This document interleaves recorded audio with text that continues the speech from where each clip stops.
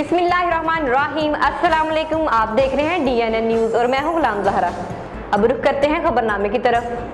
खबर शामिल करते हैं चूनिया से। 8 साल बच्ची को ज्यादती का निशाना बनाने वाला मुलजम गिरफ्तार। थाना छांगा मंगा पुलिस की SHO मोहम्मद तारक की सरबराही में बर वक्त कार्रवाई। 8 साल बच्ची ईमान फातिमा को ज्यादती का निशाना बनाने वाले मुलजम शबीर को गिरफ्तार कर लिया गया। बोए असल के रिहाशी अब्दुल गफार की 8 साल बेटी ईमान फातिमा अपनी फुप्पो के घर गई। मुलजम शबीर जो कि बच्ची का फुप्पोजाद ने ज्यादती का निशाना बना डाला।